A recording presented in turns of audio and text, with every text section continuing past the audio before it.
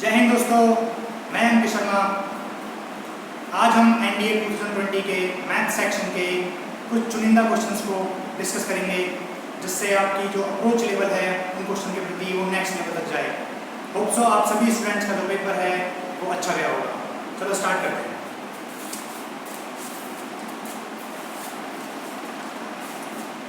NDA 2020 में जो सबसे ज़्यादा सेक्शन जो आया है मैथ्स के पेपर में वो ट्रिग्नोमेट्री का आया है। तो हम सबसे पहले ट्रिग्नोमेट्री के क्वेश्चन से ही स्टार्ट करते हैं।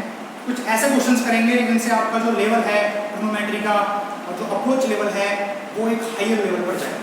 पहला क्वेश्चन जो आया है सेट ए के बाद, सेट ए जो है वो हम सॉल्व कर रहे हैं स्टूडेंट्स। तो फर्स्ट क्वेश्चन जो है वो दिया हुआ है कि जो tan 3a upon tan a जो है वो दिया हुआ है हमको k के ऊपर। हमको ये भी दिया है साथ में कि tan a जो है वो 0 के इक्वल नहीं है। इसके साथ दे रखा है k is not equal to 1/3। Students, ये हमें जो लास्ट में जो कंडीशन दी हुई है, इन कंडीशंस का एक रोल है जिसे मैं आगे आपके साथ डिस्कस करूंगा। देखते हैं पहला क्वेश्चन। इस गिवन कंडीशन के ऊपर जो पहला क्वेश्चन है वो ये है कि tan स्क्वायर a की जो वैल्यू है वो इनमें से जो ऑप्शन 4 हैं उनमें से कौन सी है। ठीक है, ओके। सबसे पहले क्योंकि हम देख रहे हैं कि जो चारों ऑप्शन हैं उनमें जो tan स्क्वायर a की जो वैल्यू है वो k के फॉर्म में है। तो इससे हम सबसे पहले k को सॉल्व करेंगे। सबसे पहले हम k को सॉल्व करके देखते हैं कि उसका कोई रिलेशन tan स्क्वायर के साथ है, वो देखने की कोशिश करते हैं। सबसे पहले हम k इक्वल टू जो हमें दिया हुआ है tan 3a upon tan a। Students, हम जानते हैं tan 3 का जो फॉर्मूला होता है वो होता है 3 tan a minus tan cube a upon 1 minus 3 tan square a divide by tan a। इस tan a की जो मल्टीप्लाई है वो यहाँ हो जाएगी, तो हमारा जो रिलेशन आएगा, नेक्स्ट एक्सप्रेशन आएगा वो ये होगा।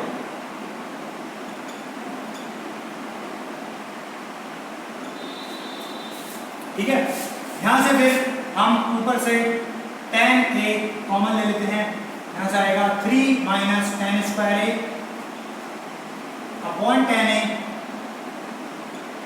1 माइनस 3 tan स्क्वायर a। ठीक है दोस्तों, ये हम k को सॉल्व कर रहे हैं। किसको सॉल्व कर रहे हैं? k को। अब हमें पूछा क्या था? tan स्क्वायर है a। दोस्तों देखो, इन सेक्शंस में हमको tan स्क्वायर a मिल चुका है। हम यहाँ tan a से tan a कैंसिल कर सकते हैं। ये जो रिलेशन दे रखा था tan a is not equal to 0, इसका क्या मतलब है? जब भी हम कभी कैंसिल आउट करते हैं तो ये अगर जो tan a 0 के इक्वल होता और हम कैंसिल आउट करते तो वो कैंसिल आउट करना जो है वो गलत माना जाता, क्योंकि 0/0 फॉर्म जो है आप लोगों ने पढ़ा होगा, ये लिमिट की फॉर्म होती है। तो उसने पहले से ही दिया हुआ है कि tan a जो है वो 0 के इक्वल नहीं है, तो हम tan a को कैंसिल आउट कर सकते हैं। यहाँ से हम अब मल्टीप्लाई करके tan स्क्वायर a का एक्सप्रेशन अलग करके उसे k की फॉर्म में आप ला सकते हैं। देखिए k की मल्टीप्लाई जब मैं इस एक्सप्रेशन में करूँगा तो मेरे पास ये आएगा। यहाँ से अगर जब हम tan स्क्वायर a को अलग कर लेते हैं तो हमें अपना एक्सप्रेशन मिल जाएगा। मैं tan स्क्वायर a को लेफ्ट हैंड साइड ले आऊंगा,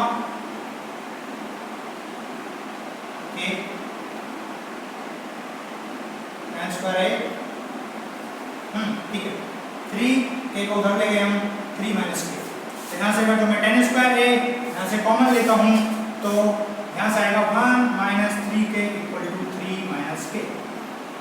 ऐसे हम tan स्क्वायर a को k की फॉर्म में लिख सकते हैं। तो यहाँ से अब ऑप्शन आपको दिख रहा होगा बी ऑप्शन से अगर जो रीअरेंज करें हम तो लिख सकते हैं k minus 3 upon 3k minus 1। तो बी ऑप्शन यहाँ से करें। ओके स्टूडेंट्स, नेक्स्ट बहुत ही अच्छे क्वेश्चन है ट्रिग्नोमेट्री के जो मैं आपको करा रहा हूँ।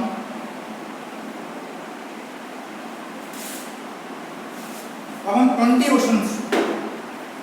क्वेश्चन देखेंगे, ठीक है।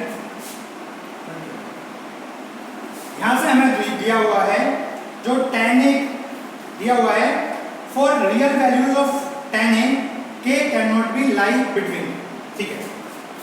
अच्छा, यहाँ पे दिया हुआ है real values of tan a के लिए।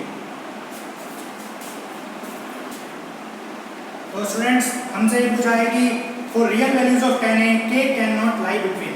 अब देखिए जो फर्स्ट जो हमने क्वेश्चन सॉल्व करा है 19 वाला जो क्वेश्चन है उसका हम यूज करेंगे। हमें क्या है, tan स्क्वायर a की जो वैल्यू है वो कितनी आएगी हमारी, k minus 3 divide by 3k minus 1। अब एक बात,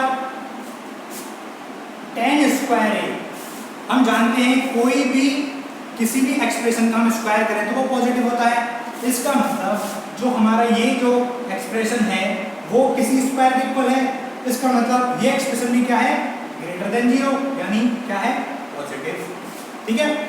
अब हम इनइक्वालिटी कैसे सॉल्व करते हैं, इस इनइक्वालिटी को सॉल्व करने के लिए हम क्या करते हैं, ये जो पूरा एक्सप्रेशन है वो ग्रेटर देन 0 है, इसका मतलब पॉजिटिव है। पॉजिटिव होने के लिए मैं कुछ यहाँ पे एक्सप्रेशन लिख रहा हूँ, देखना क्या मैं ऐसे लिख सकता हूँ कि अगर जो पूरा एक्सप्रेशन पॉजिटिव है इसका मतलब k माइनस 3 भी पॉजिटिव और 3k माइनस 1 भी पॉजिटिव।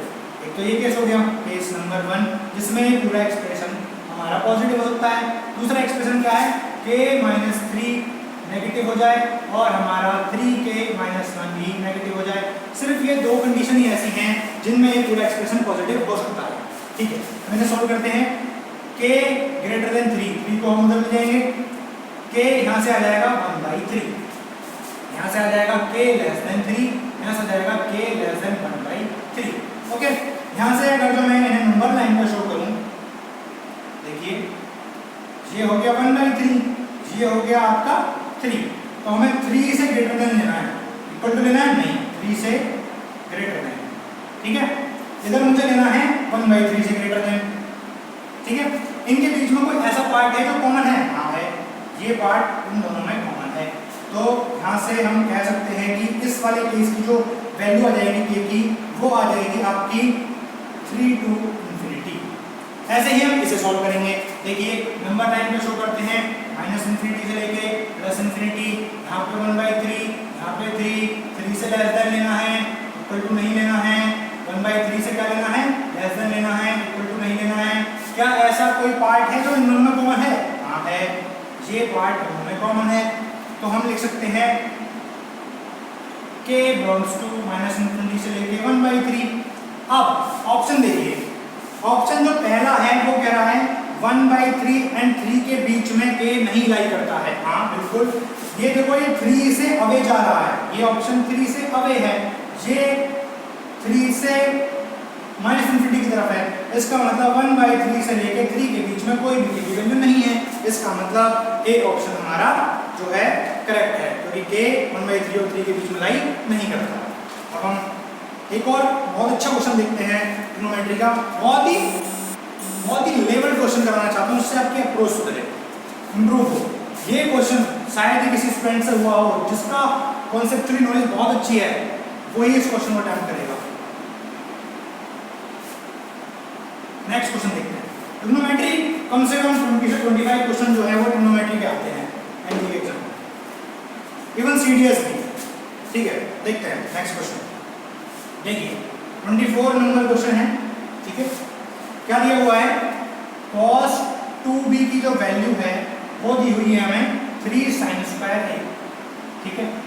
नेक्स्ट हमें 3 sin 2a की जो वैल्यू है वो दी हुई है 2 sin 2b। ओके, हमसे a प्लस 2b की जो वैल्यू है वो हमें फाइंड आउट करनी है, ठीक है। ओके, हम क्या करते हैं, देखिए हमें ये वैल्यू पूछी है, जरा गौर से क्वेश्चन को ऑब्जर्व करिए।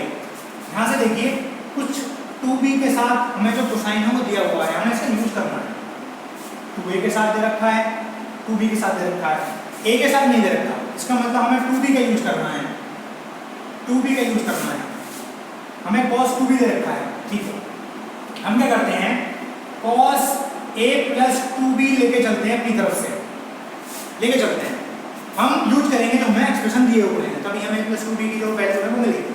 ठीक है, क्या फॉर्मूला होता है cos a प्लस 2b का, या आप ये भी यूज कर सकते हैं sin a प्लस 2b, जैसा आप बेटर समझो। अगर सीधे आपको cos 2b की वैल्यू अगर तो इसमें करोगे तो शायद तुम आप फंस जाओ, यहाँ से करोगे तो cos 2b सीधे दिख जाएगा sin a into cos b, तो यहाँ से होता है आप बेटर समझो, चलो यहाँ से कर लेते हैं sin a into cos 2b, शायद फॉर्मूला आपको पता ही होगा, into cos a into sin, ठीक है 2b। ओके, देखो यहाँ से हमें ये वैल्यू, यहाँ से ये वैल्यू हम पुट कर सकते हैं। ठीक है, sin a into cos 2b की value 3 sin square a plus cos a, sin 2b की value 3/2 sin 2a, 3/2 sin 2a, सही है ना? ओके, देखिए यहाँ पे एक्सप्रेशन क्या आया है 3 sin क्यूब a प्लस यहाँ पे 3/2 cos a, यहाँ से sin 2a का फॉर्मूला ओपन कर लेते हैं 2 sin a into cos a। ठीक है, यहाँ से देखिए, यहाँ से 2 से 2 कैंसिल आउट हो गया, यहाँ से cos a into cos a cos square हो गया, 3 sin square a plus 3 cos a cos square into sine. ठीक है, कुछ कॉमन आ रहा होगा, देख लीजिए जो कॉमन आ रहा होगा। ठीक है, ओके, यहाँ से अगर मैं कॉमन 3 साइन ए मेरा कॉमन आ जाएगा, यहाँ बचेगा आपका साइन स्क्वायर ए प्लस कॉस स्क्वायर ए, ये 1 होता है। ठीक है, 3 साइन ए आ गया। अभी भी हमारा क्वेश्चन पूरी तरह से सॉल्व नहीं हुआ, यहाँ पे आया है cos a प्लस 2b, अच्छा क्वेश्चन है। ठीक है, इससे आगे करते हैं cos a plus 2b equal to 3 sin a into इसकी वैल्यू रहेगी 1, नहीं cos a प्लस 2b नहीं है sin a प्लस 2b। ठीक है स्टूडेंट्स, अच्छा अब देखना, यहाँ से हम 3 sin a को लिख सकते हैं कि हम cos 2b by sin a, इस एक्सप्रेशन को यूज करते हुए 3 sin a को लिख सकते हैं। यहाँ से मैंने sin को स्प्लिट कर दिया 3 sin a into sin a, तो 3 sin a की वैल्यू होगी cos 2b by sin a। देखिए sin a plus 2b is equal to, यहाँ पे sin 3 sin a की वैल्यू होगी cos 2b upon sin a। sin a की multiply इधर करता हूँ, sin a into sin a plus 2b equal to cos 2b। ठीक है, स्टूडेंट्स आपने पढ़ा होगा sin a into sin b, ऐसा कुछ पढ़ा है? नहीं पढ़ा होगा। 2 sin a into sin b, तो 2 से मल्टीप्लाई 2 से डिवाइड। ठीक है, 2 की मल्टीप्लाई उधर कर देता हूँ, इधर एक फॉर्मूला बन गया 2 sin a into sin b, उसका फॉर्मूला होता है cos a minus b, cos a minus b, cos a minus b minus cos a plus b, minus cos a plus b equal to हमारा उधर 2 multiply हो चुका है 2 cos 2b।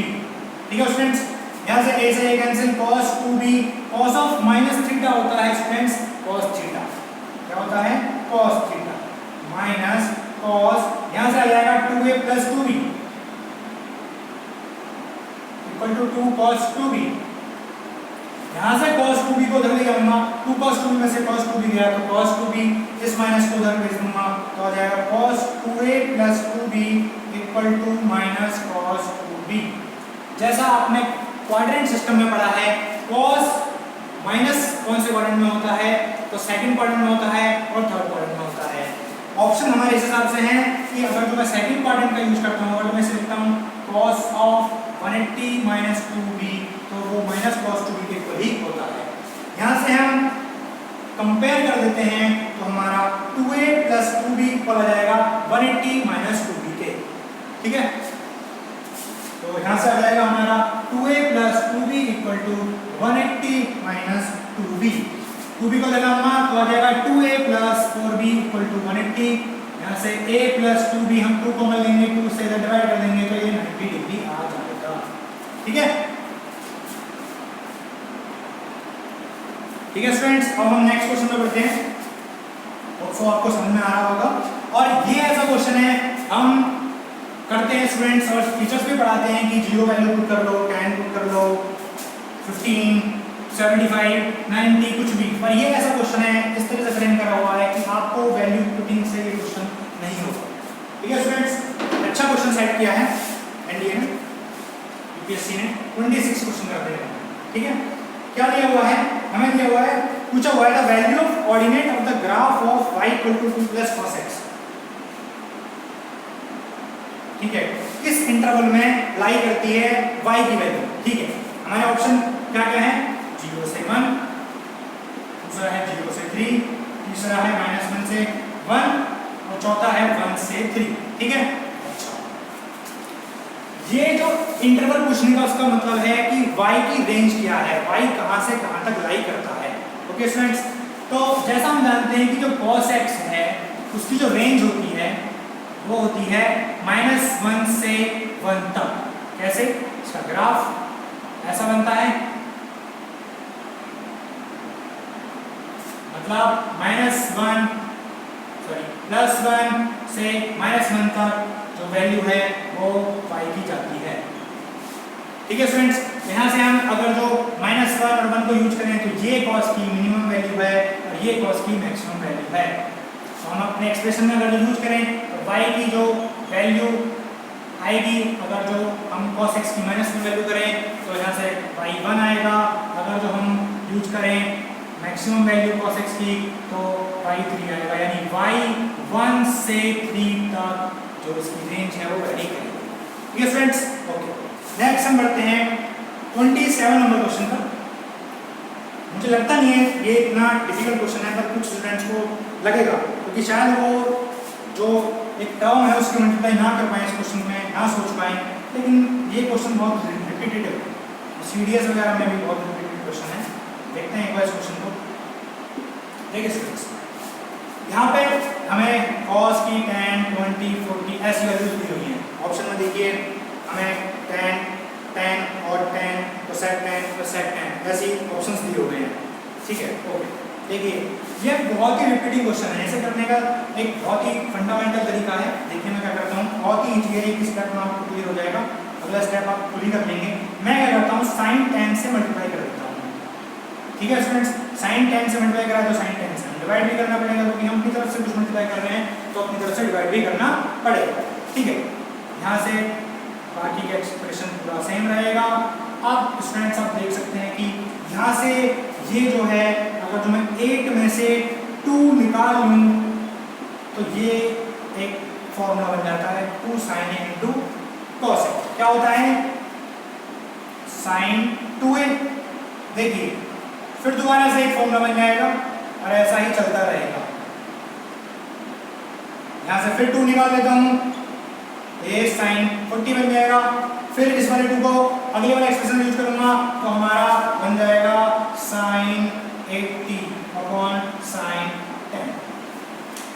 Quadrant वाले तरीके से जो हमारी ट्रिग्नोमेट्री है उससे मैं इस sin 80 को लिख सकता हूँ cos 10 degree upon sin 10 degree, तो यहाँ से आ जाएगा cos 10 डिग्री।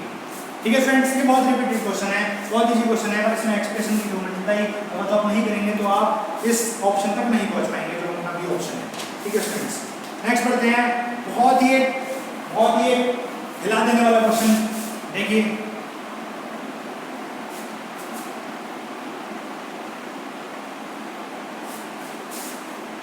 एनडीए या सीडीएस कोई रॉकेट साइंस नहीं है, बहुत ही बेसिक क्वेश्चन पूछे जाते हैं, लेकिन हम बेसिक चीजों को नहीं पढ़ते। 29 नंबर क्वेश्चन कर रहे हैं। ठीक है, दिया हुआ है if ABC is a right angle triangle. Okay, जो राइट एंगल है ए पर, ओके ए पर राइट एंगल है। ठीक है, क्या दिया हुआ है, साइन बी जो है वो 1/3 है। ठीक है, साइन बी जो 1/3 है। एक बात और, जो परपेंडिकुलर और बेस होते हैं ट्रिग्नोमेट्री में वो वेरी करते हैं अकॉर्डिंग टू एंगल। जैसे देखिए अगर जो मैं, जैसा आपने 10th क्लास में सीखा होगा, 9th क्लास में भी सीखा होगा, बेसिक चीजें 90 के सामने हाइपोटेनस होता है जो कि फिक्स होता है, ये फिक्स होता है। हमारे परपेंडिकुलर और base according to angle change होते रहते हैं। ठीक है, कैसे, अगर जो मैं सी एंगल को लेके चल रहा हूँ तो इसके सामने जो होगा वो परपेंडिकुलर होगा, बचा बचा बेस होगा। अगर जो मैं बी ए एंगल को लेकर चल रहा हूँ, सॉरी ए एंगल को लेकर चल रहा हूँ, इसके सामने परपेंडिकुलर होगा, ये बेस होगा, हाइपोटेनस हमारा फिक्स होता है। ठीक है, एंगल के अकॉर्डिंग सिर्फ हमारे बेस और परपेंडिकुलर चेंज होते हैं। आप स्टूडेंट सोचेंगे कि सर ऐसे कैसे चेंज हो रहे हैं, इससे तो वैल्यू चेंज हो जाएगी। नहीं बेटे, ये देखो आप इधर सी एंगल की कुछ अलग वैल्यू होगी और इधर ए एंगल की अलग वैल्यू होगी, तो आपस में कंपनसेट हो जाएंगे। वो आपकी जो परपेंडिकुलर बेस जो चेंज हो रहे हैं उससे हमारे जो एक्सप्रेशन हम निकालेंगे और जो वैल्यूज निकालेंगे उनको कोई फर्क नहीं पड़ेगा। ठीक है स्टूडेंट्स, सीधे जो हमने डायग्राम बनाया था वो ये था कि हमारा जो बी जो राइट एंगल है वो ए पर है। ठीक है, ठीक है, ओके। साइन भी दे रखा है, साइन भी दे रखा है 1/3। साइन क्या होता है, क्या होता है, परपेंडिकुलर बाई हाइपोटेनस, परपेंडिकुलर 1 ये 3। ठीक है, ओके। तो सेक जो है, तो सेक सी पूछा है आपसे, तो सेक सी, तो एंगल सी, ये एंगल लगाना बहुत जरूरी है क्योंकि एंगल के हिसाब से हमारा परपेंडिकुलर होगा। ये हाइपोटेनस हमारा फिक्स होगा क्योंकि हाइपोटेनस हमेशा 90 के बिल्कुल सामने होता है, बचा बचा हमारा बेस। तो सेक क्या होता है हमारा, क्या होता है,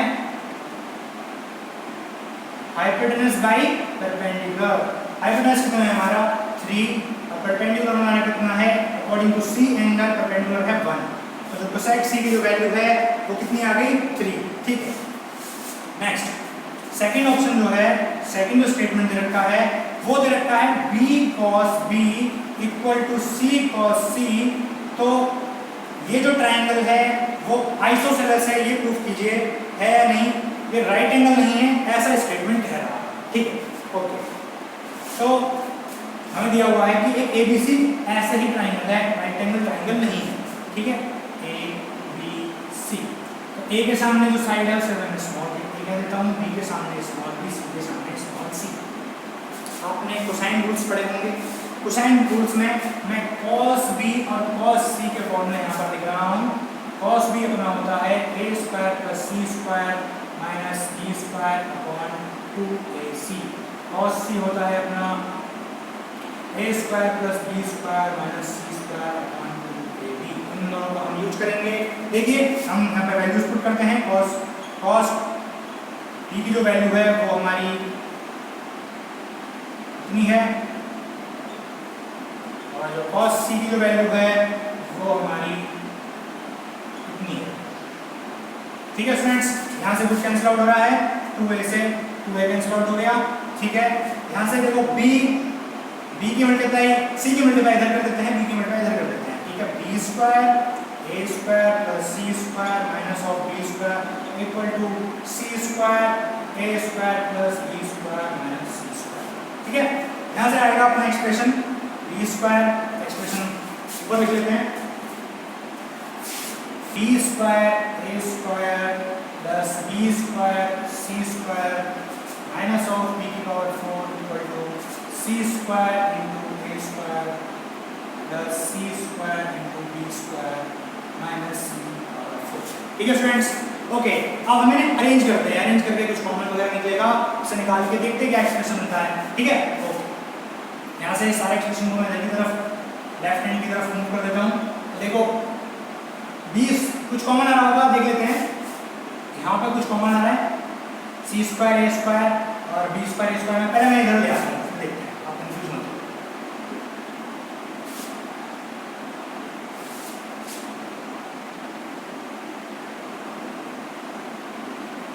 ठीक है स्टूडेंट्स, ओके। यहाँ से मैं अगर जो यहाँ पे कॉमन लूँ तो यहाँ पे कॉमन आ रहा है। ठीक है, इन दोनों में कॉमन आ रहा है, नहीं तो कैंसिल आउट ही हो गया। ठीक है, बहुत अच्छा। इन दोनों में कॉमन आ रहा है a स्क्वायर, ठीक है, b square minus c square.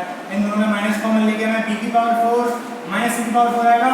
उन दोनों को मैं लिख सकता हूँ b square minus c square b square plus c square. ठीक है स्टूडेंट्स, ओके। देखना इन दोनों एक्सप्रेशन में ये कॉमन आ रहा है, अगर आपको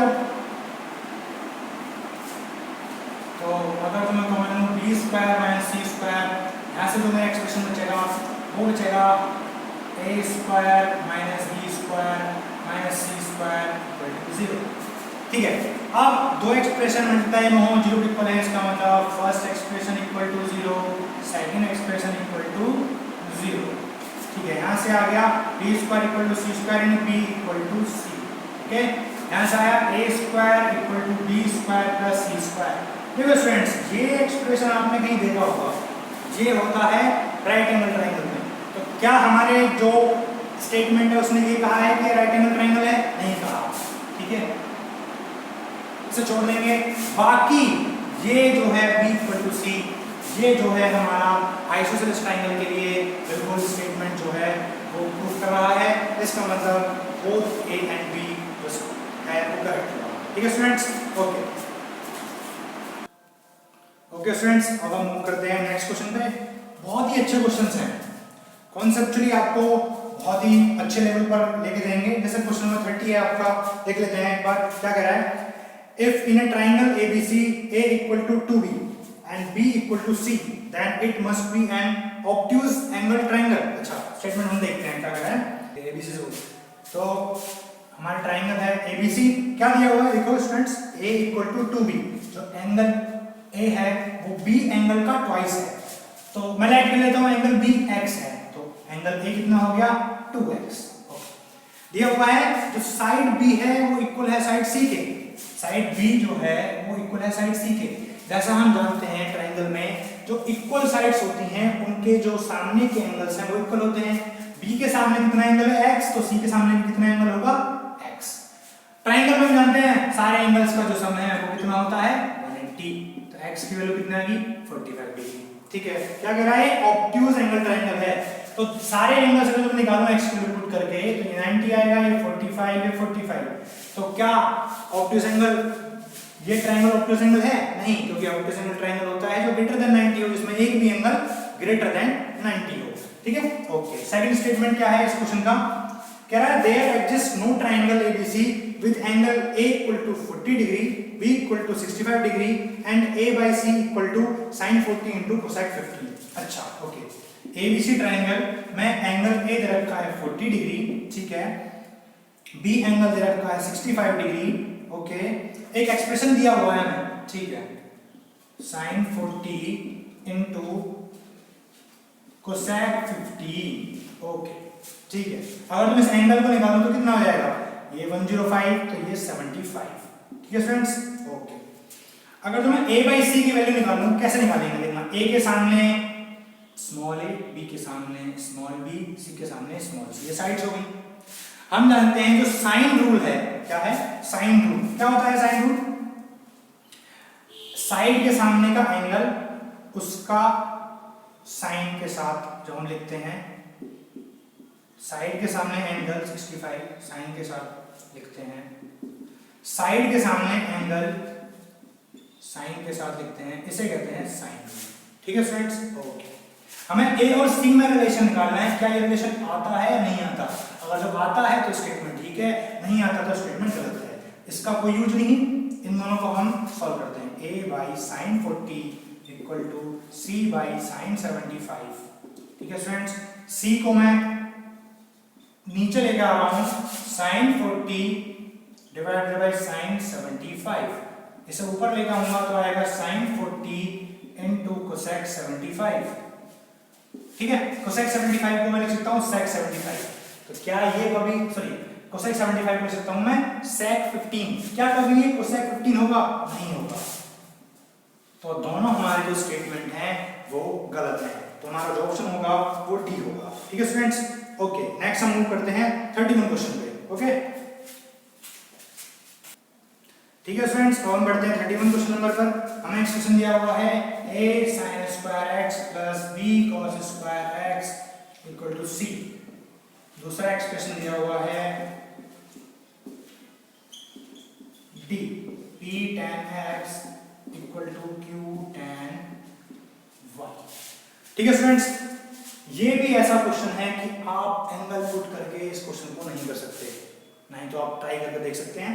एंगल पुट करके sin x को 0, y को 0 मान के कॉम्बिनेशन आपका नहीं बैठेगा, कई सारे ऑप्शन आपको सही दिखते हुए नजर आएंगे।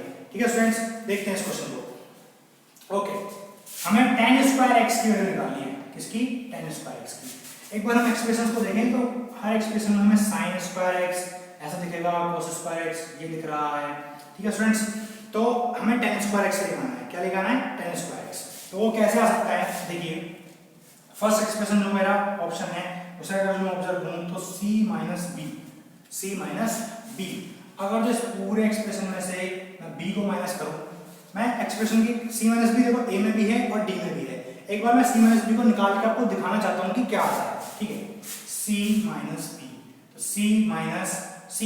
c की वैल्यू दे रखी है a sin square x plus b cos square x minus का b। ठीक है, यहाँ से कॉमन लेते हैं तो आएगा अपना b cos square x minus 1। हम जानते हैं 1 माइनस cos स्क्वायर x होता है sin स्क्वायर x। ये एक्सप्रेशन उल्टा है तो हम इसे लिख सकते हैं क्या? Minus b sin square x। क्या हम लिख सकते हैं इस एक्सप्रेशन को ऐसा? ठीक है, यहाँ से हम अगर निकालें तो sin स्क्वायर x की जो वैल्यू आएगी, सॉरी sin स्क्वायर x जो कॉमन आएगा और बचेगा a माइनस b। ठीक है स्टूडेंट्स, ओके। तो sin स्क्वायर x की हमारी वैल्यू ये आ चुकी है। क्या वैल्यू आ चुकी है? sin square x equal to c minus B upon a minus B. ठीक है स्टूडेंट्स, sin स्क्वायर x आ गया है। ऐसे ही अगर हम cos स्क्वायर x और निकाल लें, देखो एक बात और देखो, एक्सप्रेशन में कहीं d नहीं है, d का कोई यूज नहीं है। देखो d के एक्सप्रेशन का कोई यूज नहीं है अभी तो इस एक्सप्रेशन के लिए, यहाँ तक उसका जो यूज है हो सकता है अगले वाले में हो, पहले ये वाले का तो कोई यूज नहीं है, इसका भी कोई यूज नहीं है। आप देख सकते हैं हम cos स्क्वायर x निकाल लें, अगर तो cos स्क्वायर x निकल जाए तो हम डिवाइड कर देंगे sin स्क्वायर x और cos स्क्वायर x को, तो tan स्क्वायर x आ जाएगा। ठीक है, ओके। cos स्क्वायर x निकालने के लिए हम c वाले एक्सप्रेशन पे ही जाएंगे। ठीक है, ओके। अगर जो हम देखते हैं यहाँ से c माइनस a निकाल के देखते हैं, क्योंकि c माइनस a भी हमारा दो ऑप्शंस में है, तो अगर जो मैं c माइनस a निकालूं तो क्या आएगा देखते हैं। यहाँ से आएगा c की value a sin square x plus b cos square x, यहाँ से माइनस a, इन दोनों में मैं कॉमन लूं तो क्या आएगा? a common, sin square x minus 1 क्या हो जाएगा? Minus cos square x। ठीक है, plus b cos square x। Okay, यहाँ से आ जाएगा cos स्क्वायर x मैं कॉमन लूं तो यहाँ से आ जाएगा b माइनस a, यहाँ से आ जाएगा ये c माइनस a चल ही रहा था। ठीक है, तो cos स्क्वायर x की जो वैल्यू आ गई वो आ गई हमारी c minus a upon b minus a। Okay, ठीक है। अगर जो मैं इन दोनों को ऐसे लिख सकता हूँ a minus c upon a minus b, क्यों? क्योंकि मैं इनको डिवाइड करूंगा तो a माइनस b से a minus b cancel out हो जाएगा। ठीक है, तो अगर मैं tan स्क्वायर x निकालता हूँ तो होता है sin square x upon cos square x। तो sin स्क्वायर x की वैल्यू जो है वो है c minus a minus b upon a minus c upon a minus b, ये कैंसिल आउट हो गया c minus b upon a minus c। ठीक है, ओके। ये कौन सा ऑप्शन है? First option. ठीक है स्टूडेंट्स, ओके।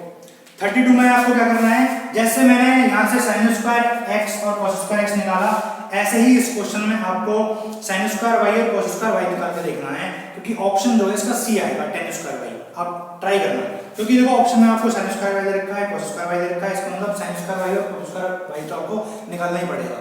उनको डिवाइड करके tan स्क्वायर y आ जाएगा, इन केस अगर जो ऑप्शन tan स्क्वायर y हुआ, और अगर जो tan स्क्वायर y ऑप्शन नहीं है उसका रेसिप्रोकल है तो cos स्क्वायर y भी दे रखा है। तो आप ट्राई करना एक बार sin स्क्वायर y की वैल्यू निकाल के, जैसा मैंने निकाला है लाइक d माइनस a या d माइनस b जो भी आपको निकालना हो, जैसे निकाला है मैंने भी, ऐसा आप ट्राई करना, कोशिश करना। ठीक है, ओके। अगर जो अब देखो next question 33, p square by q square, जो ये एक्सप्रेशन है इसी का स्क्वायर कर देना, p square tan square x equal to q square tan square y। देखो अगर जो बहुत ही सिंपल तरीके से सोचा जाए ना बेटा, दूसरे क्वेश्चन का आंसर tan स्क्वायर y ही होगा, क्योंकि ये एक्सप्रेशन वो नहीं देता। 33 क्वेश्चन जो पूछ रहा है वो पूछ रहा है p square by q square क्या होगा, इसका मतलब इन दोनों में रिलेशन जो है वो p square by q square का आंसर है। ये स्क्वायर बाई q स्क्वायर पूछ रहा है, उनका जो यही तो रिलेशन बनेगा। ठीक है, इसका तो वैल्यू मुझे पता है, इसकी वैल्यू नहीं पता, तो 32 में ये d minus a upon b minus q tan square a की ही वैल्यू आएगी। ठीक है, उन दोनों को आप डिवाइड कर देना, ऐसे ही सेट करे जाते हैं एनडीए सीरीज वगैरह में पेपर और क्वेश्चंस कि एक स्टेटमेंट बड़ा सा दे दिया, उसके बारे में पहला क्वेश्चन डिफिकल्ट पूछ लिया, उसके बाद के जो दो क्वेश्चन होते हैं वो उसी पे बेस्ड होते हैं मोस्टली। ठीक है स्टूडेंट्स, ठीक है स्टूडेंट्स, और हम डिस्कस करेंगे 44 नंबर क्वेश्चन। 44 क्या कह रहा है, the roots alpha and beta of a quadratic equation satisfy the relation alpha plus beta equal to alpha square plus beta square. Okay, और एक एक्सप्रेशन और देना है, अल्फा बीटा की जो वैल्यू है वो है alpha square into beta square. Okay, जनाब what is the number of such quadratic equation. ऐसा नहीं पूछा कि क्वाड्रेटिक इक्वेशन के कितने रूट्स होंगे या ऐसा कुछ, दो ही होते हैं, वो तो एकदम फिक्स रहते हैं। ये पूछा है इन सब के कॉम्बिनेशन से कितनी सारी क्वाड्रेटिक इक्वेशन फॉर्म हो सकती हैं। अल्फा बीटा के अगर जो मैं वैल्यूज वेरी करूं तो कितनी सारी क्वाड्रेटिक इक्वेशन नहीं फॉर्म हो सकती हैं, 1 2 3 जितनी भी है। ठीक है, ओके, ऑप्शन में देखा 0 2 3 4, हम देखते हैं सोच के। ठीक है, मैं कुछ वैल्यूज लेता हूं, देखना मैं अल्फा की वैल्यू 1 लेता हूं, बीटा की वैल्यू 1 लेता हूं। देखो क्या फर्स्ट एक्सप्रेशन और सेकंड एक्सप्रेशन जो है सेटिस्फाई करने हैं वैल्यूज पे, देखना पड़ेगा। ऐसे वैल्यू नहीं ले सकते हम, कुछ भी दिया अल्फा की मैंने कोई वैल्यू नहीं, जो एक्सप्रेशंस को मेरे सेटिस्फाई कर रही हो, जो दोनों एक्सप्रेशन दिए हुए हैं। ठीक है, अल्फा की वैल्यू मैं पुट करता हूं 1 + 1 अल्फा स्क्वायर 1 + 1, क्या ये वैल्यू सेटिस्फाई कर रही है? हां। क्या दूसरे एक्सप्रेशन कर रही है? हां, बिल्कुल कर रही है। इसका मतलब एक क्वाड्रेटिक इक्वेशन जिसके रूट्स 1, 1 होंगे, ये पॉसिबल है। ऐसे ही आप देखना एक क्वाड्रेटिक इक्वेशन 0, 0 से बन रही होगी। देखिए 0 + 0 बन रही है। ओके, एक बन रही होगी 1, 0। देखिए अल्फा की वैल्यू 1, बीटा की वैल्यू 0 इक्वल टू क्या बन रही है? देखिए अगर जो बन रही हो तो ये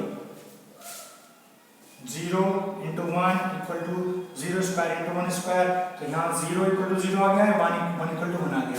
ठीक है, इक्वल तो आ रहे हैं ना, यानी ये वैल्यू भी सेटिस्फाई कर रही है। इसका मतलब 3 रूट्स भी ऐसे हैं जो इसे सेटिस्फाई करेंगे।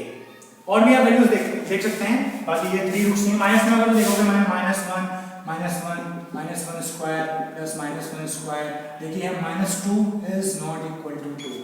ठीक है, और कोई वैल्यू ऐसी नहीं है जो सेटिस्फाई करेंगी। इसका मतलब 3 क्वाड्रेटिक इक्वेशन ही पॉसिबल है। ठीक है स्टूडेंट्स, ओके, नेक्स्ट बताऊं मैं 45 नंबर क्वेश्चन पे, जो मोस्ट ऑफ द स्टूडेंट्स ने गलत किया होगा। ठीक है, देखते हैं क्या गलती करते हैं स्टूडेंट्स। 45, ठीक है, ओके, कह रहा है what is the argument of the complex number 1 - i√3 / 1 + i√3। Okay, 1 - i√3 / 1 + i√3। Iota दे रखा है, पता हो जा सबको, √-1। ठीक है, मैं कॉम्प्लेक्स नंबर में एक टिप देना चाहता हूं आपको कि कॉम्प्लेक्स नंबर में i जो है वो डिनोमिनेटर में नहीं रहना चाहिए। बस हमें इतनी सी टिप जो है वो पूरे चैप्टर में काम आनी है। क्या करना है, जब भी i डिनोमिनेटर में आए उसको कैसे में हटा देना है। रेशनलाइजेशन जो है इसका सबसे बेस्ट मेथड होता है i को डिनोमिनेटर से हटाने का, ये बहुत काम करता है तरीका। ठीक है, देखते हैं, ऐसा हटाते हैं 1 - i√3 मल्टीप्लाई करते हैं 1 - i√3 / 1 - i√3, ऐसे होता है रेशनलाइजेशन। ठीक है, ये सेम टर्म स्क्वायर मैं सीधे स्क्वायर कर रहा हूं, 1 का स्क्वायर 1, इसका स्क्वायर हो जाएगा 3i² माइनस का 2i√3 अपॉन 1 का स्क्वायर माइनस 3i²। हम जानते हैं i² की वैल्यू होती है -1। ठीक है, ओके, यहां से i की वैल्यू -1, तो ये आएगा -2i√3 अपॉन यहां से -1 माइनस प्लस 3 + 1 हो जाएगा 4। ठीक है, ओके, यहां से देखिए एक्सप्रेशन क्या आएगा, -1 - i√3 / 2 क्या आएगा, /2 मैं डिवाइड कर देता हूं। ठीक है, ओके, ठीक है, आर्गुमेंट जो होता है वो क्वाड्रेंट वाइज जो है वो वेरी करता है। कैसे, अगर जो फर्स्ट क्वाड्रेंट में यानी मेरा जो रियल पार्ट और इमेजिनरी पार्ट पॉजिटिव है, तो मेरा जो आर्गुमेंट है वो फर्स्ट क्वाड्रेंट में होगा जो कि अल्फा होता है।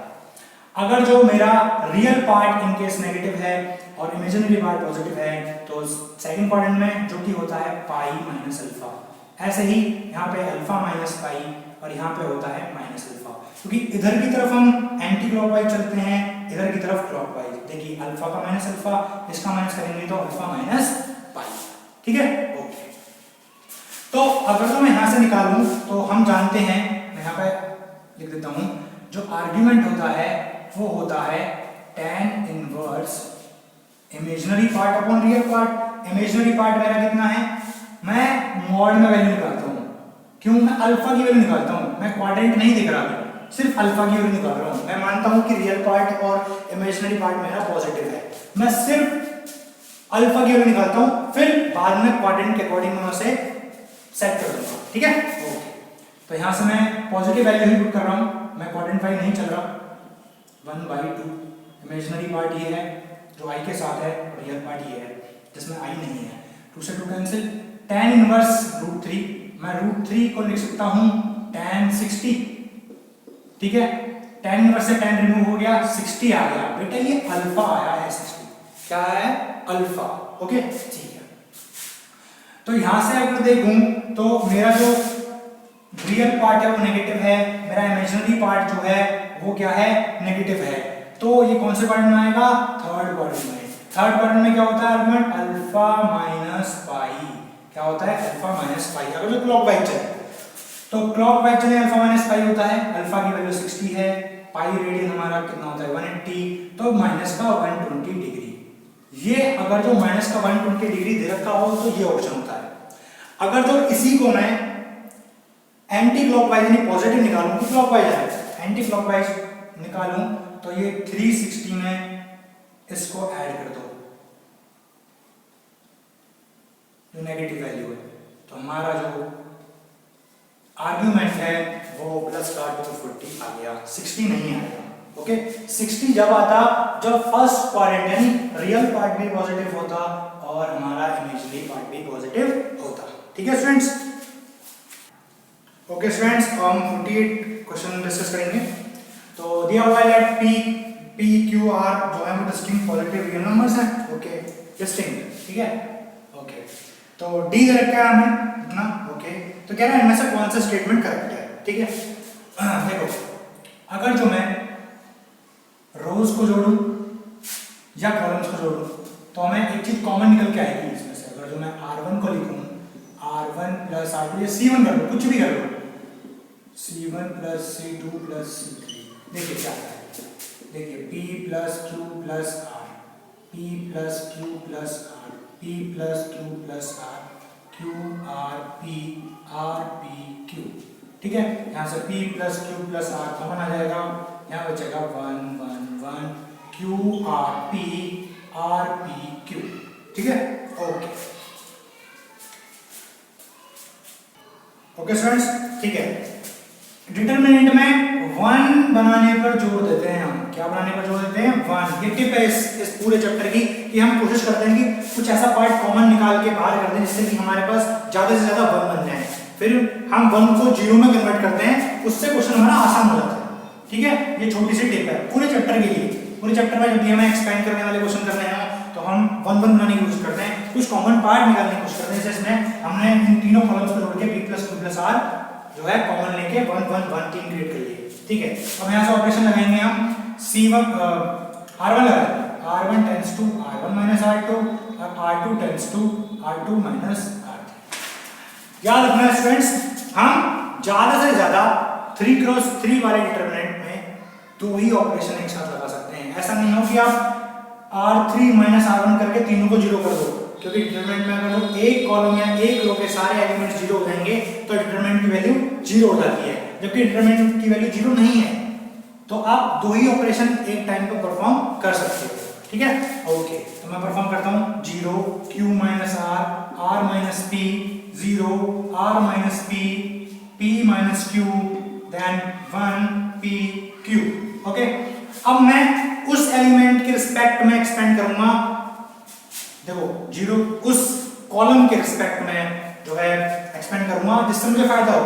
देखो इसमें 2 एलिमेंट तो 0 है, तो एक्सपेंड इसी कॉलम के रिस्पेक्ट में करूंगा तो ठीक है। ठीक है, तो मैं इस कॉलम के रिस्पेक्ट में जब एक्सपेंड करूंगा तो देखिए इन दोनों की मल्टीप्लाई होगी, इन दोनों की Q minus R into Q minus R into P minus Q minus R minus P का होल स्क्वायर। इस वाले एलिमेंट का साइन कैसे डिसाइड होता है, ये डिसाइड होता है 1 की पावर I प्लस j। कौन से कॉलम में रखा हुआ है, फर्स्ट कॉलम में। कौन सी रो में है, थर्ड रो में।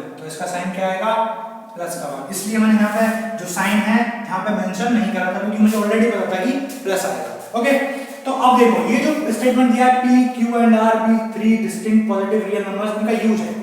यहाँ पे देखो P plus Q plus R और ये पूरा एक्सप्रेशन है, इसमें आप P, Q, R की कोई भी वैल्यू पुट करिए जो डिस्टिंक्ट हो, 1 2 3 2 3 4 0 1 2, ठीक है। ओके, एक मिनट, पॉजिटिव है, ठीक है, तो 1 2 3 करने की कोशिश करिए, ठीक है, 1 2 3 2 3 4 3 4 5, माइनस मत करना, ठीक है, कोई भी वैल्यू पुट करो ये हमेशा नेगेटिव आएगा। कैसा आएगा? नेगेटिव। ओके, अब हमारे पास दो ऐसे ऑप्शन हैं जहां पर जो हमारा D है वो नेगेटिव शो कर रहा है, एक तो D लेस देन 0, एक D less than equal to 0। देखो बेटा, आपको ऐसा कोई भी यहां से प्रूफ नहीं मिलेगा कि हमारा D कभी 0 होगा, आपको ऐसा कोई भी कंक्लूसिव जो है वो प्रूफ नहीं मिलेगा। आप कोई भी वैल्यू पुट कर लेना, आपको नेगेटिव वैल्यू मिलेगी, 0 नहीं मिलेगी, ठीक है। ओके, तो जो ऑप्शन है वो हमारा D लेस देन 0 हो जाएगा, ठीक है। ओके, नेक्स्ट हम मूव करते हैं। नेक्स्ट क्वेश्चन जो हमारा है वो है 52। मैं फ्रेंड सिर्फ उन्हीं क्वेश्चंस को डिस्कस कर रहा हूं जिन क्वेश्चंस में आपको प्रॉब्लम रही होगी। मैं ऐसे क्वेश्चन डिस्कस नहीं कर रहा जो सिर्फ देखने से हो जाएंगे, तो मैं उन्हीं क्वेश्चन को डिस्कस करना चाहता हूं जो आपको करने में प्रॉब्लम हो, जिससे कि आपकी सोचने की और थॉट की जो प्रोसेस है वो बढ़ेगा, ठीक है। तो 52 कह रहा है point 1,1 is one of the vertices of square इतना, ठीक है, इफ इतना is the equation of one diagonal square. अच्छा, स्क्वायर का जो एक डायगोनल है वो दे रखा है हमें 3x plus 2y equal to 5, ठीक है। द पॉइंट एक वर्टिसेस 1, -1 है, ठीक है। ओके, कोई साइड पता नहीं है, ठीक है। Then what is the equation of other diagonal, दूसरे वाले डायगोनल की इक्वेशन निकालनी है, ठीक है। अब ये बताइए ये जो वर्टिसेस होगा इन्हीं में से कोई सा एक होगा, इन्हीं चार में से, ठीक है। जो मेरा ये वाला जो डायगोनल है हमें दिया हुआ है, तो इससे ये दो वर्टिसेस से होकर पास हो रहा है, ये एक ही। हम जानते हैं कोई भी लाइन अगर जो किसी पॉइंट से पास होती है तो वो क्या करता है, पॉइंट से सेटिस्फाई करता है। तो मैं मान के चलता हूं कि इन दोनों में से लेट करके चलता हूं, इन दोनों में से कहीं पर ये पॉइंट रखा हुआ है, कहीं पर इन दोनों में से लेट करके चलते हैं। अगर जो रखा होगा और इसे सेटिस्फाई करेगा तो हम कहेंगे कि हाँ रखा है, नहीं करेगा तो नहीं रखा है, ठीक है। देखते हैं, मैं लेट कर रहा हूं कि ये पॉइंट तो यहाँ रखा है या यहाँ पे रखा है, ठीक है। रखा होगा तो सेटिस्फाई करेगा, अगर जो इन दोनों में से कहीं भी किसी जगह नहीं रखा होगा तो इस इक्वेशन को सेटिस्फाई नहीं करेगा। 3x की वैल्यू 1 प्लस 2y की value -1 equal to 5, 3 - 2 1 equal to 5 कैसा होता है, नहीं। इसका मतलब इन दोनों पोजीशन में से वो कहीं भी रखा हुआ नहीं है। क्लियर मेरी बात? ओके, इसका मतलब वो जो है वो इन दोनों में से किसी एक पोजीशन पर रखा होगा, या तो यहाँ पे रखा होगा या यहाँ पे रखा होगा। अब देखो इस क्वेश्चन को आपको ऑप्शन से सॉल्व करना है, वो ज्यादा बेटर रहेगा, क्योंकि देखो हमें पता है कि जो दूसरा डायगोनल है वो या तो इस पॉइंट से गुजर रहा है या इस पॉइंट से, क्योंकि दोनों पॉइंट से गुजर के जा रहा है, और जो हमारा पॉइंट है या तो इस पॉइंट पे रखा होगा या इस पॉइंट पे। इसका मतलब जो दूसरा डायगोनल है वो इस पॉइंट से कहीं ना कहीं पास हो रहा होगा, या तो इधर से पास हो रहा होगा या इधर से पास हो रहा होगा। तो मैं ऑप्शन देखता हूँ, फर्स्ट ऑप्शन है मेरा 3x - 2y इक्वल टू 5। अगर मैं इसे पुट करता हूँ इस पॉइंट को 1, -1 को, तो क्या आएगा 3 + 2 इक्वल टू 5, ठीक है। ओके, नेक्स्ट अगर मैं पुट करके देखता हूँ, ठीक है। ओके, 1, ठीक है।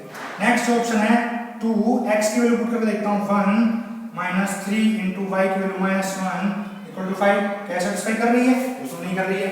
ओके, नेक्स्ट देखिए, नेक्स्ट ऑप्शन आप ऐसे ही चेक कर लेना, ठीक है।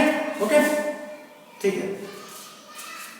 ओके स्टूडेंट्स, अब हम 53 क्वेश्चन पर मूव करते हैं, ठीक है। ये क्वेश्चन आपको दिखने में बहुत टफ लग रहा होगा कि है नहीं, आपने एग्जाम में देखा नहीं होगा, अब तक हम ऐसे क्वेश्चंस कर रहे हैं नंबर ठीक नहीं है, आई नो। देखते हैं, P of x, y be an any point on the ellipse, ellipse की जो इक्वेशन है वो दे रखी है, ठीक है। दो पॉइंट दिए हुए हैं, ठीक है। कह रहा है PQ + PR, इसकी वैल्यू फाइंड आउट करो। ओके, देखो क्या आपने एलिप्स ऐसे देखा है? नहीं देखा होगा, तो मैं इसको डिवाइड कर लेता हूं, तो डिवाइड करूंगा तो ये आ जाएगा, ठीक है। ओके, ठीक है, अब दिख रहा है एलिप्स। अब आपको नहीं दिख रही होंगी, लेकिन ये जो Q पॉइंट है और जो R पॉइंट है वो इस लिप्स की क्या है, फोकाई है। देखो मैं दिखाता हूँ आपको, यहाँ देखिए अगर मैं कंपेयर करूंगा तो ए की वैल्यू शायद 4 आएगी, बी की वैल्यू 5 आएगी, यानी मेजर एक्सिस इस बार ये है। ठीक है, ओके। हमने पढ़ा होगा कि Q और R अगर जो दो फोकाई हैं और लिप्स पर कोई पॉइंट है P, उन तक की जो डिस्टेंस है वो कांस्टेंट रहती है। ये हमने एक थ्योरम पढ़ी होगी और ये प्रूफ भी करा होगा, बहुत ही फेमस प्रूफ है। क्या होती है, कोई भी P एनी पॉइंट है लिप्स पे, PQ प्लस PR जो होता है वो होता है 2 into semi major axis. Semi major axis, इसमें मेजर एक्सिस क्या है, B, इसका मतलब इसकी वैल्यू जाएगी 2 इंटू B, B की वैल्यू है 5 यानी 10। ठीक है स्टूडेंट्स, ये ऐसा क्वेश्चन है शायद जो इतने सारे क्वेश्चंस में थोड़ा इजी था, वैसे अच्छा क्वेश्चन है क्योंकि आपने इस तरीके से इस क्वेश्चन को नहीं सोचा होगा। मैं वही क्वेश्चन करा रहा हूँ आपको जो क्वेश्चन एग्जाम टाइम में शायद आप उस तरीके से नहीं सोच पाते, डिफिकल्ट है सोचना, ट्रिक्स नहीं लगती उन क्वेश्चंस में। ठीक है, ओके, नेक्स्ट क्वेश्चन को मूव करते हैं। ओके स्टूडेंट्स, हम पढ़ते हैं 60 क्वेश्चन नंबर 60 पे। दिया हुआ है 3x 4y 5 0 और दिया हुआ है 3x 4y 15 0। ठीक है, are equations of a pair of opposite side of a square, then what is the area of the square? अब अगर जो किसी ने नहीं पढ़ा होता तो क्या करता है, स्क्वायर का एरिया क्या होता है, साइड का स्क्वायर। वो कोशिश करता है मुझे साइड मिल जाए कैसे भी, तो मैं निकाल दूंगा एरिया। मुझे दो पैरेलल लाइंस दी हुई हैं, स्क्वायर की जो साइड है वो पैरेलल है, ऐसा दिया हुआ है कि दो साइड जो स्क्वायर की हैं वो पैरेलल है आपस में, ये इक्वेशन दी गई है। ठीक है, मुझे साइड चाहिए। शायद हमने पढ़ा है दो पैरेलल लाइंस के बीच की डिस्टेंस पढ़ी है ना, कितनी होती है, कांस्टेंट्स को क्या करो, माइनस करो और जो x का कोफिशिएंट है उसका स्क्वायर करो। यहाँ पे मैं सीधे कर देता हूँ, कांस्टेंट जो है 15 माइनस ऑफ -5 x, यही तो कांस्टेंट है। ठीक है, और x का कोफिशिएंट 3 है दोनों में देखो, और y का भी होंगे भी क्योंकि पैरेलल लाइंस हैं। यहाँ से देखो 15 प्लस 5 20/5, तो यहाँ से आ गई साइड 4, साइड 4 आ गई, इसका मतलब हमारा जो एरिया है वो क्या आ गया, 16 यूनिट। ओके, ठीक है, हम नेक्स्ट क्वेश्चन पर मूव करते हैं।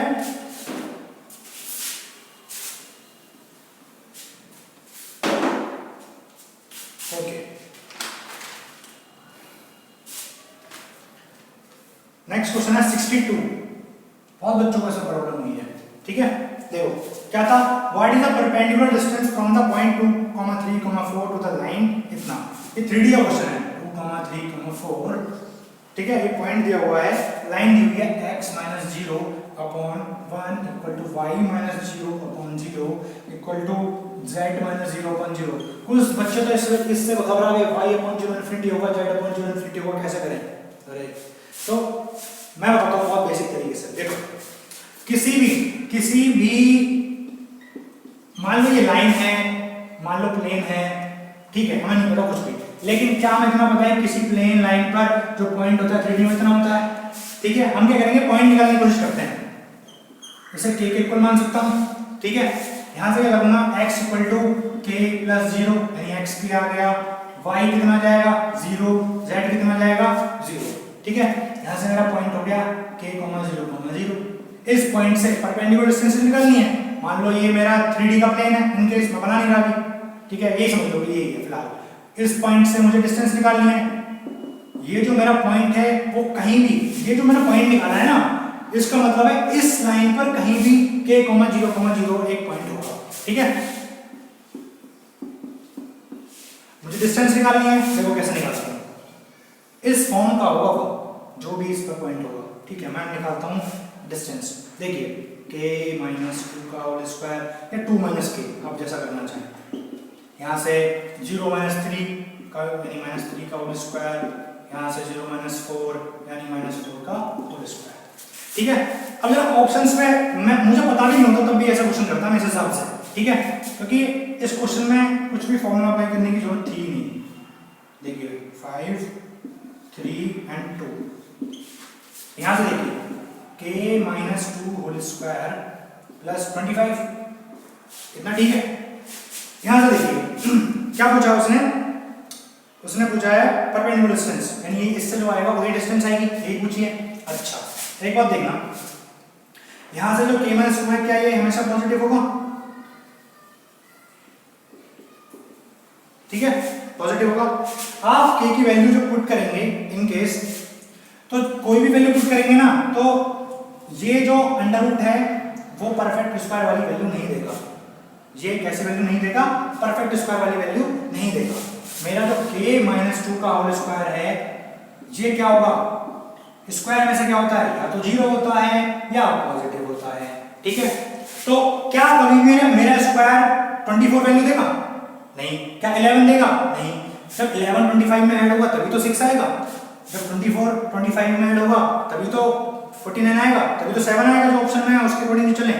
तो क्या कभी 6 हो सकता है इसका आंसर टोटल का? नहीं। 25 में 11 चाहिए हमें ऐड, 25 प्लस 11 36 होगा, तब आएगा हमारा बाहर निकल के 6। समझ आ रही है? और क्या कभी भी स्क्वायर k माइनस 2 का होल स्क्वायर 11 हो सकता है? क्या 11 परफेक्ट स्क्वायर नंबर है? नहीं। इसका मतलब k माइनस 2 का होल स्क्वायर सिर्फ 0 हो सकता है। क्या हो सकता है? सिर्फ 0, क्योंकि देखो जो मैक्सिमम जो वैल्यू है वो 6 है, 2 तो हो नहीं सकती भाई, ये नेगेटिव तो कभी होगा ही नहीं, नेगेटिव तो कभी नहीं होगा। 2 कब आएगी? जब ये 4 है पूरा एक्सप्रेशन अंदर वाला।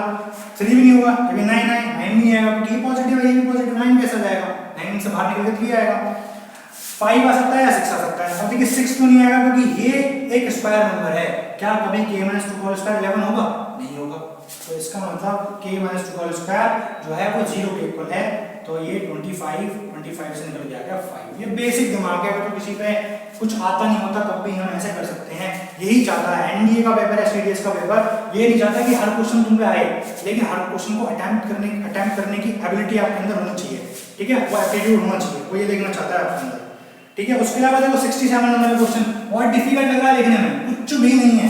कह रहा है जो A B a point in the space such that OA का जो मॉडुलस है वो मैग्नीट्यूड है वो 12 दे रखा है। ठीक है, O is origin, O is inclined 45 and 60 degree with x axis and y axis respectively. देखो बहुत सारा वाला वाला दे रखा है इसमें। ठीक है, ये बताइए OA का जो मॉडुलस है वो कितना दे रखा है? हमें सिर्फ इतने से मतलब है, 12 दे रखा है। ओके, इसका मतलब ये किसका है? अंडर रूट 144 का। क्या है? अंडर रूट 12 144 का ही तो अंडर रूट है। बिल्कुल। ओके, तो इनमें से ऐसा करो ना कि जो ऑप्शंस हैं उन्हीं में से देख लो कौन से का मॉडुलस है जो अंडर रूट 144 आ सकता है। देखिए फर्स्ट ऑप्शन का देखिए क्या है? 6 square plus under root 2 whole square in 2। क्या इससे कभी 144 आएगा? नहीं आएगा। बी ऑप्शन से देखिए क्या इससे कभी आएगा? 6 square plus 6 root 2 whole square plus 6 square. देखिए जितने ऑप्शन एलिमिनेट हो जाए उतना फायदा है हमें, उसके बाद सोचेंगे उसके बारे में। 6 root 2 whole square plus 6 square. इतना मैं लिख रहा हूं आपके लिए, लेकिन मुझे लिखना नहीं चाहिए क्योंकि कुछ ऑप्शंस एलिमिनेट हो जाएंगे, कभी कभी सारे ही हो जाते हैं।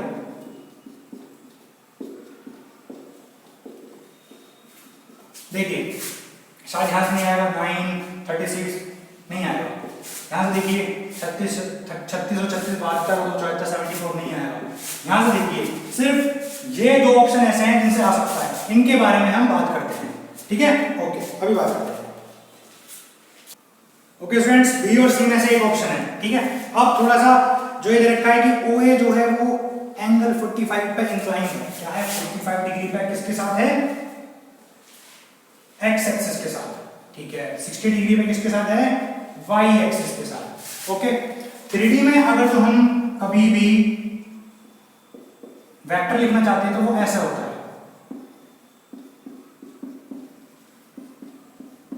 ठीक है, ये होती है हमारी दिक्कोज्जाएं। क्या होती है? दिक्कोज्जाएं। ठीक है, ओके, कोसाइंस। ठीक है, तो यहां से अगर जो मैं वैल्यू पुट करूं तो मैं सिर्फ इस वाले पोर्शन को मैच कर रहा हूं। बी और सी में जो 6i कैप और 6 रूट 2i कैप जो थोड़ा डिफरेंस है उसको देखने की कोशिश कर रहा हूं। कॉस अल्फा यानी 1 बाई रूट 2i कैप। ठीक है, क्योंकि cos 45 की वैल्यू 1 बाई रूट 2 होती है। यहां से अगर जो मैं वाई एक्सिस से वो 60 डिग्री पर है, तो इसका मतलब ये 60 डिग्री 1/2 वैल्यू होती है, ठीक है, जे कैप। मैं बस ये देख रहा हूँ कि √2 किधर की तरफ मूव कर रहा है, 6 से अभी मैं नहीं देख रहा, ठीक है।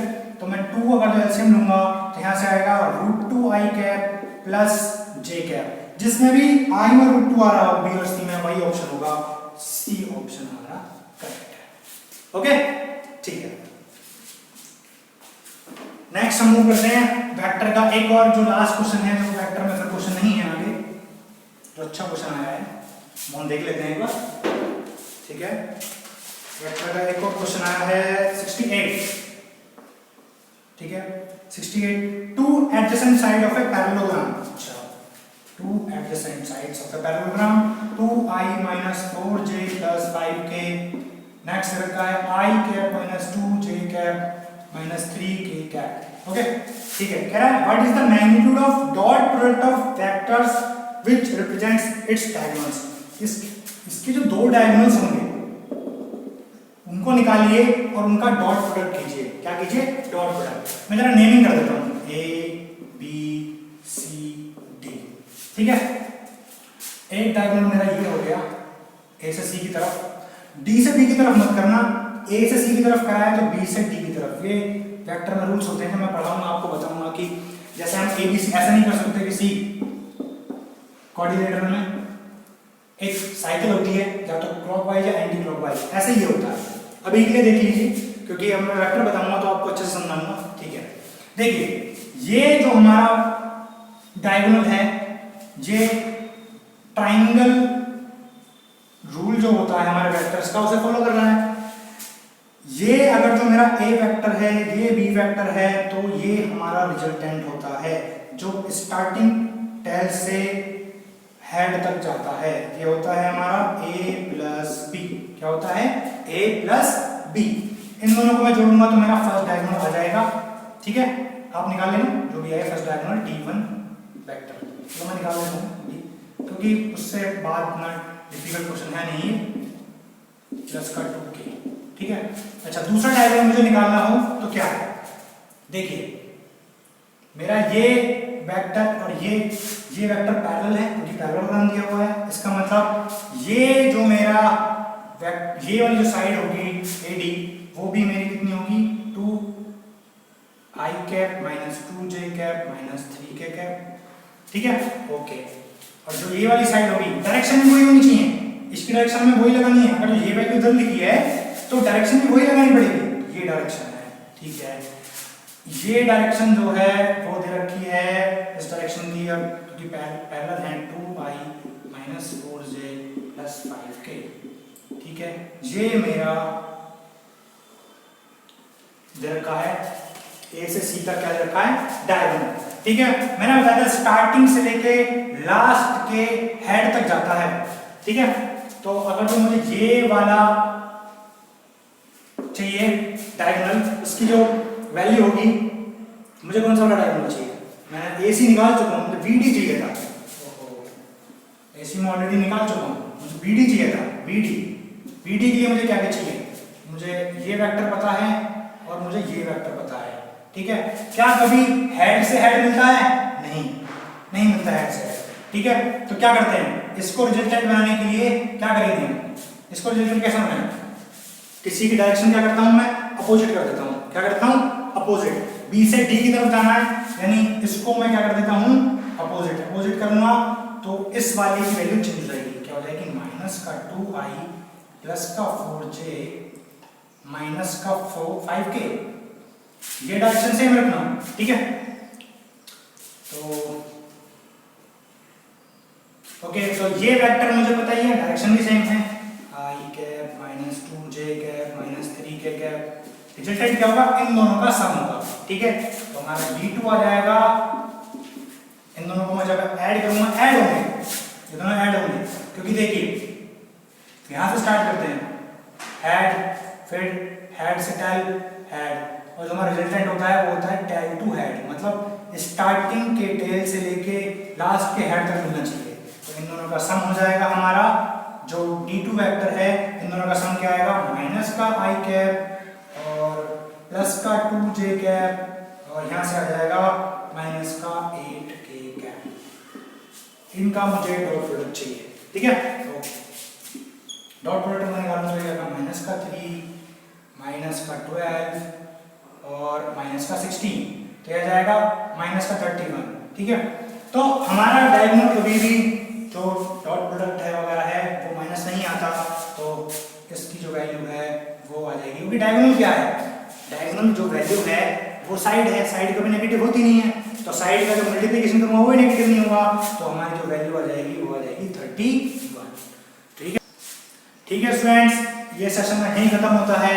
अगर जो आपको हमारा सेशन और ये क्वेश्चंस और वीडियो अच्छा लगा हो तो चैनल को लाइक कीजिए, चैनल को सब्सक्राइब कीजिए। तब तक के लिए जय हिंद।